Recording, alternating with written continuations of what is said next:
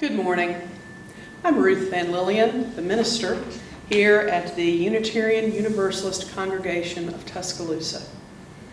We are a covenantal community founded on love and a common devotion to our free faith.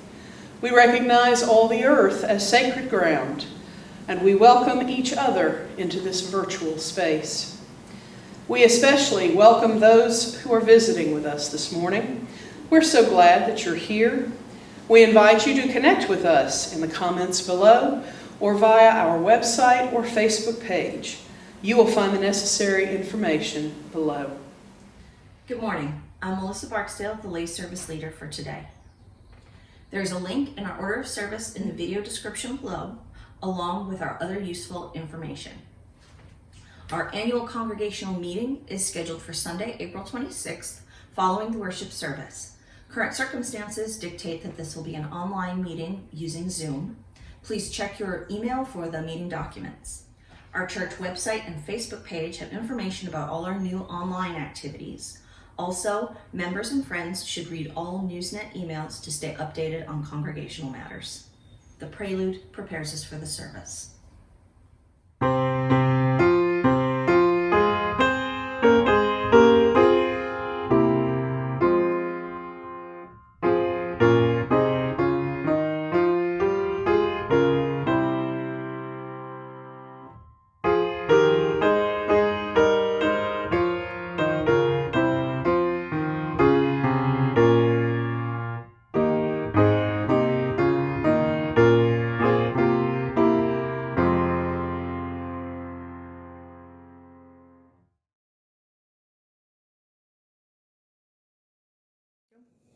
We invite you to light a chalice of your own at home. This might be a simple candle in a bowl or something more elaborate. You have made or purchased. Okay.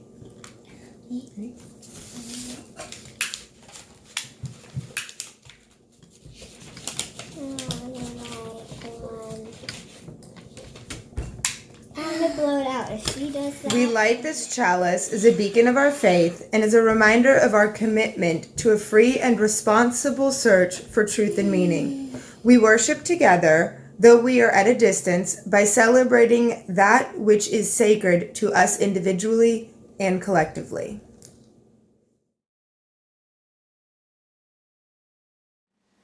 Our opening words are call and response.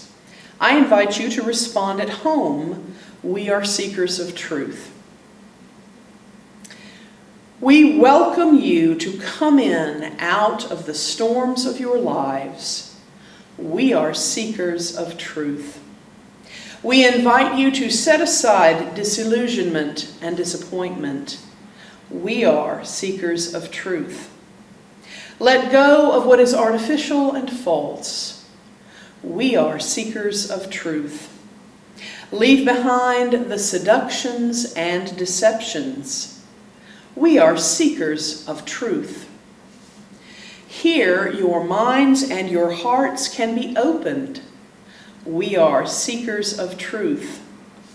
We search together responsibly for truth and meaning. We are seekers of truth. In the clear light of truth, we will find freedom. We are seekers of truth.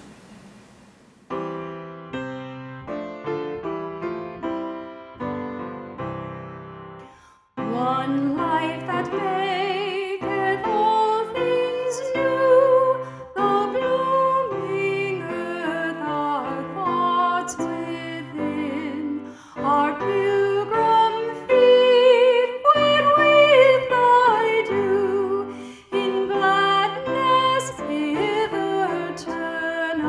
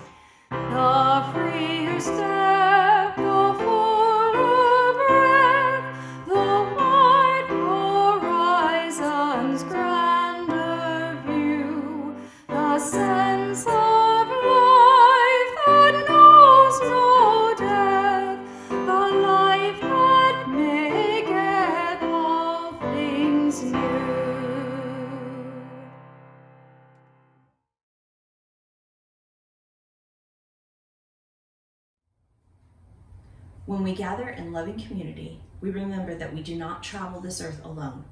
We share our lives as we light candles and hold each other in meditative thought and reverence. I will light a candle here in my home as you light a candle in yours, and we will observe a moment of silence while you share your joys and burdens by replying in the comments below and engage with each other in celebration and condolence.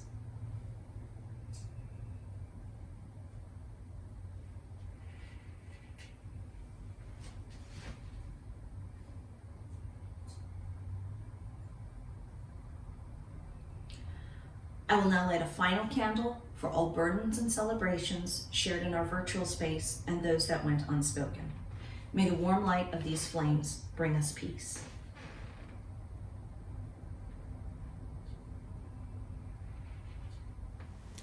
Let us spend a few moments of silence as we think about all the joys and concerns that have been mentioned and have gone unspoken today.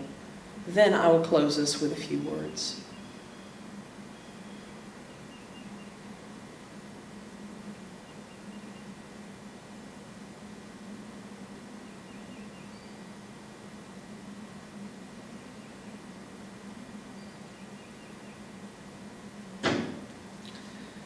We are made of the dust of distant suns, and we breathe molecules of oxygen from the dawn of the earth. We are connected with everything that lives, that has lived, that will ever live. Let us find comfort and strength this day in remembering that we are never really alone. We have each other's company on the journey, and right now, remembering that is very important. Amen. Shalom. Blessed be.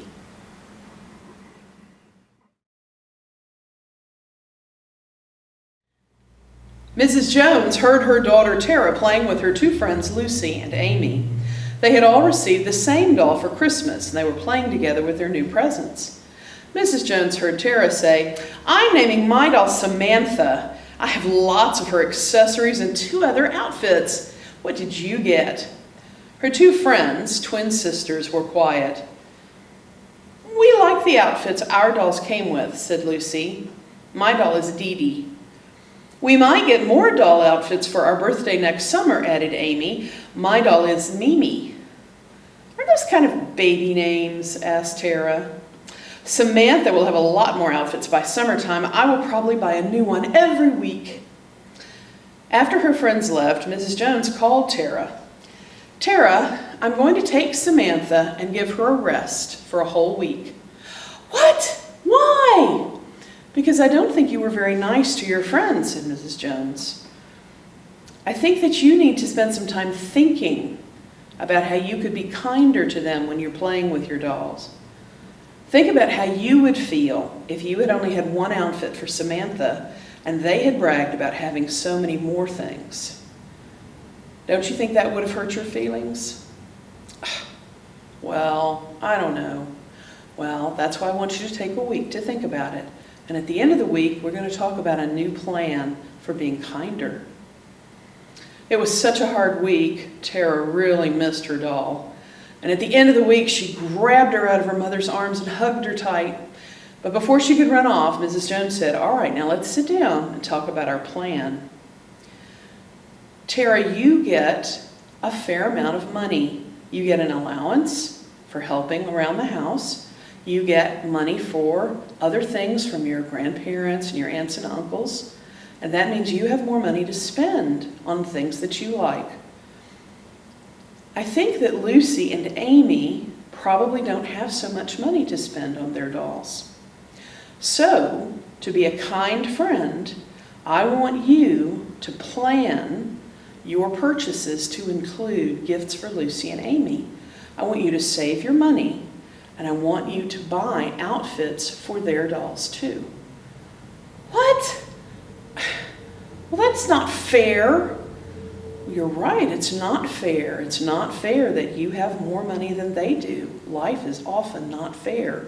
And that's why we have to work hard at being kind to one another. So let's try that and let's see how it goes. You let me know when you have enough money to buy 3 doll outfits and we'll go to the store. So Tara saved her money and she went to the store with her mother and she bought outfits and she gave the outfits to Lucy and Amy. So now all 3 dolls had matching outfits. Mrs. Jones asked Tara, well, how did it go? Well, they didn't thank me very much. I don't think they were grateful enough. Well, Tara, said Mrs. Jones, kindness and generosity can't be measured that way. We don't give things to people just to get thanks back. We give things to be kind and generous. And then the next week, Mrs. Jones said, how's it going? Well, they're not using the outfits that I gave them, and when they do use them, they don't use them the right way. They change the shirts and the pants around, and it just doesn't look right. I don't like the way they're using my gifts. Well, it's good to learn, Tara, that once you give a gift to somebody, you can't control how they use it. It's not up to you to decide how they use your gifts. You just let them enjoy. That's what generosity is about. The next week, Mrs. Jones noticed Tara's lip was sticking out again after playing with Lisa and Amy, and she asked her what was wrong. So, well, I figured after several weeks they would understand that I gave them presents and I think they should give me something, and they haven't given me anything. Well, Tara, when we give gifts, we don't give them hoping to get gifts back. That's not what generosity is about. I want you to learn that generosity and kindness is something you do for its own value. You do it because you care about people. Well, poor Tara struggled and struggled, but her friendship with Amy and with Lucy strengthened. And over time, and with a few more gifts, Mrs. Jones felt that Tara had learned a lot about generosity.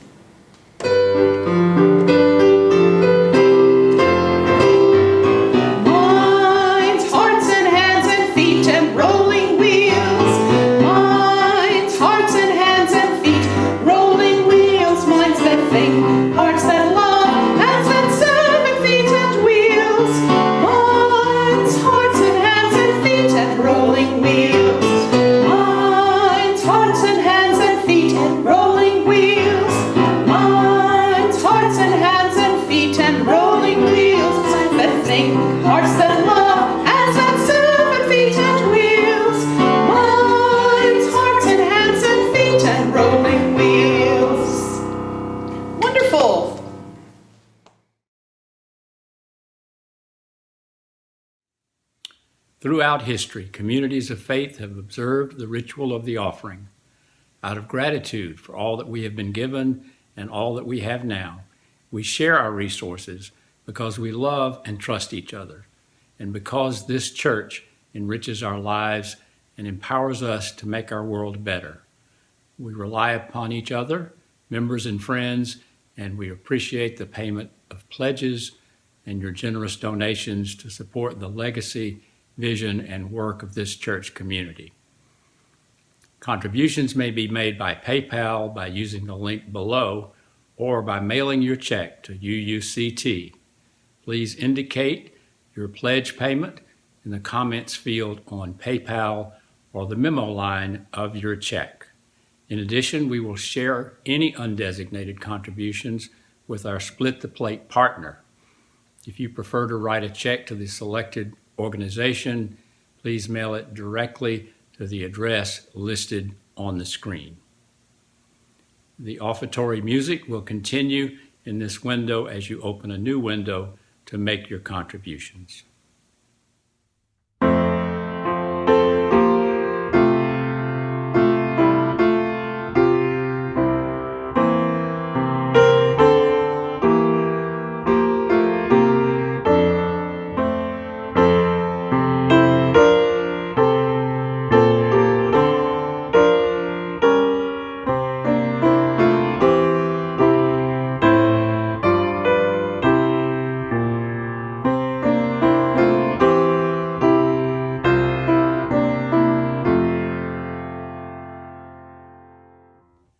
By the work of our hands and the generosity of our hearts, our love is made real.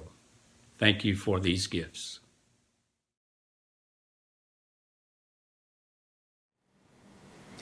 Would you bring me a sandwich when you come over? Loved that BLT you brought me on Monday, Mindy asked. It was the summer after our freshman year in high school. She lived in my neighborhood and we had become good friends. She'd gotten a job babysitting a couple of blocks up the street from my home, and I could walk over to hang out several times a week. She started calling me almost every morning to see if I was coming over and to ask for a sandwich.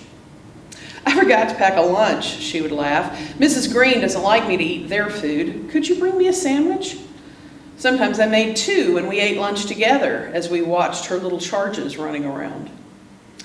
My mother noticed that the sandwich bread was disappearing very quickly. I explained what was happening. She got very serious. After a few awkward moments of silence, she said, "Okay, I guess the Morrisons are having some problems. Go ahead and make Mindy sandwiches." I didn't understand, and later I asked Mindy if her parents were having problems that led to a lack of sandwiches. She looked uncomfortable. Well, we just don't always have enough food for me to make a lunch. When Mrs. Green pays me on Friday, I walk down to the grocery store and buy myself something to eat. The rest of the days, well, I sure am glad when you bring me a sandwich. I was dumbfounded. I couldn't imagine a household that looked like mine not having enough food. I knew vaguely that some people in the world don't have enough to eat, but not my friends in my neighborhood, in my school. Mindy had 3 brothers and a sister, all older than she, who lived at home. Both her parents worked, and her house was about the same size as ours, with 4 bedrooms. They had 2 cars, like my parents. It didn't make sense, but I could tell that Mindy didn't want to talk about it. I asked my mother later, and she tried to explain about the differences in income, about the needs of 5 teenagers in one home, about costs like mortgages and car payments. But it would be some years before I really began to understand that poverty does not discriminate, that anyone can have enough money one month and an illness, an accident, a job loss can take it all away the next. My husband and I are blessed with a modest home, adequate to our needs. But we had financial help from my parents to buy it when I stopped working to care for our younger son who is disabled. Without that assistance, we could never have afforded it after we left the parsonage that had been a part of my compensation as a Methodist minister. I have visited in many homes in my life. I have toured a few palaces, and I have lunched in dirt floor huts.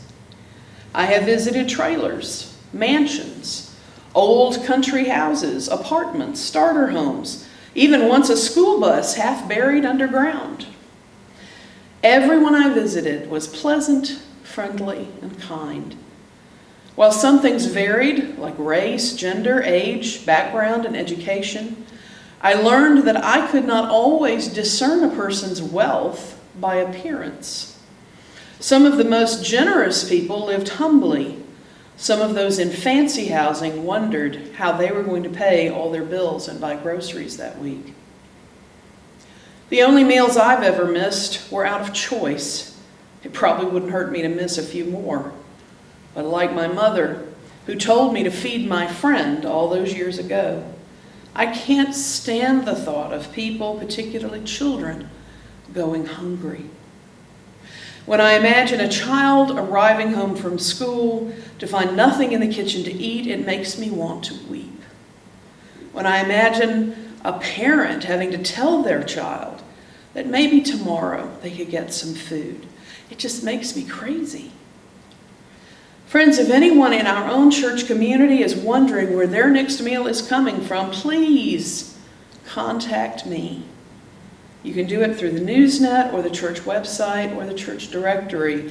I can help you. For the rest of us, I think it's time for a food drive. and I think I figured out a way to make it pretty safe. I know there are people, many people in Tuscaloosa who are having a very hard time, and some of them are going hungry. So let's help feed them by supporting the Loaves and Fishes food pantry at our sister congregation, Grace Presbyterian.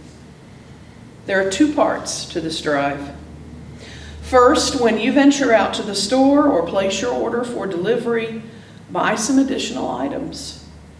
You'll have at least 2 weeks to gather your donations. The directory at Loaves and Fishes told me they never get enough potato flakes or instant mashed potatoes. This is an item that is inexpensive. A box is like $1.40 at Aldi. It's easy to prepare. It can be fed to anyone over 6 months. So let's load up their shelves with potato flakes. All non-perishables are welcome as well. Rice, dry beans, pasta, canned goods, baby and hygiene items too.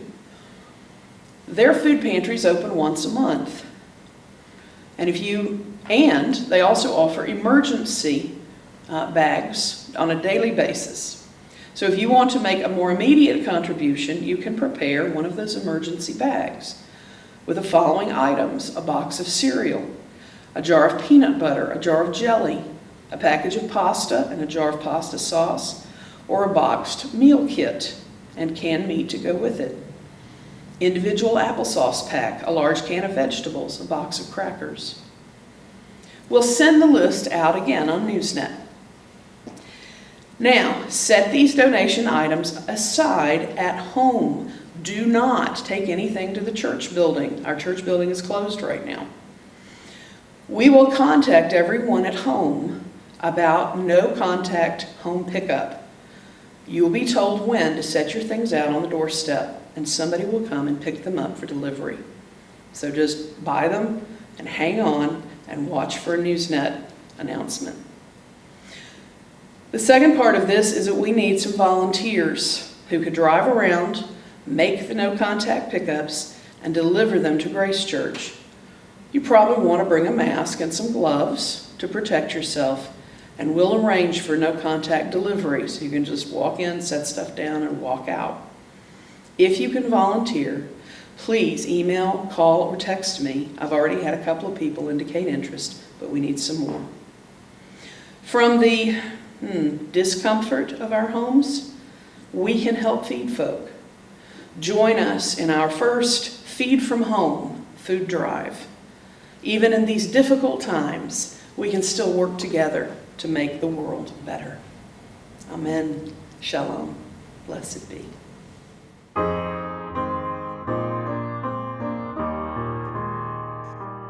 When we are gathered for a time of worship and of song, let none forget the joys and griefs that make each breath of life, and thus we reach for those who love.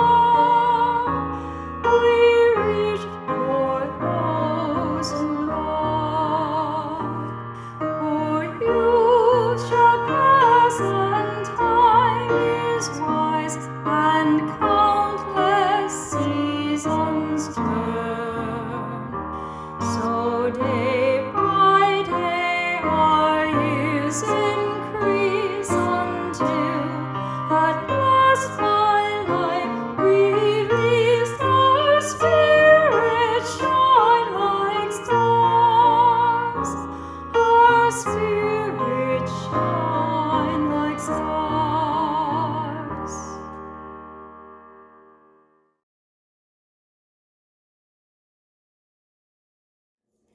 Please read the words in the order of service.